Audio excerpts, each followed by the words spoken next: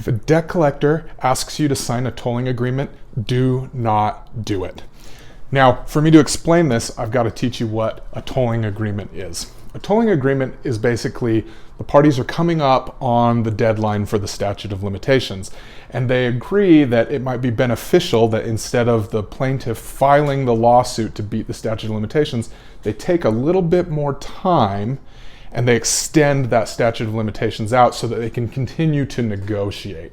Now, this is common in complex litigation where the plaintiff is up against the statute of limitations, but the defendant doesn't want the lawsuit filed because it might hit the press, for example, and they don't want that bad press, and there's a really good chance that a settlement gets done before the lawsuit is filed. So, they enter into a tolling agreement that basically says, we know the statute of limitations runs on this date, but we're going to extend it until another date down the road. That's not going to be helpful to you as someone being sued by a debt collector or someone being pursued by a debt collector. Your case is not going to hit the press. You don't have to worry about that type of thing. So if a debt collector is approaching you, asking you to sign a tolling agreement, they are probably trying to trick you or take advantage of you. Now, here's how that might come into play. Number one, maybe they're right up against the statute of limitations and they need a little bit more time, so they approach you about a tolling agreement. Or maybe they're having trouble serving you, so they approach you about a tolling agreement.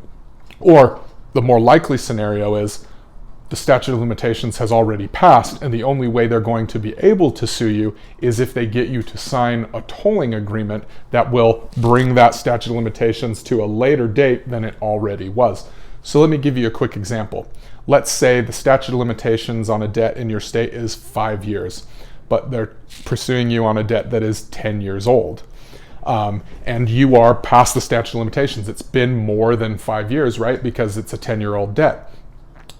If they can get you to sign a tolling agreement, that statute of limitations went from the 5 years now to some point in the future. So where they couldn't sue you before you signed the tolling agreement, they can now sue you for that debt and win the case. So you need to be really, really wary and careful if a debt collector asks you to sign a tolling agreement. Now, I racked my brain on this. I couldn't think of a reason for someone being approached by a debt collector to sign a tolling agreement. Of course, somebody's going to watch this video and tell me that I'm wrong. So if I am, drop it in the comments and let us know a circumstance where you might want to consider a tolling agreement, and I can do a follow-up video on those circumstances. But for the most part, if a debt collector asks you to sign a tolling agreement, you probably should not be doing it, or at least be very, very wary and have a good reason for doing it before you do so. If you have been approached by a debt collector and you need help with your case, head to debtbrief.com. We've got a lot of resources there that will help you defend yourself, and we're adding more every day. So check it out, debtbrief.com.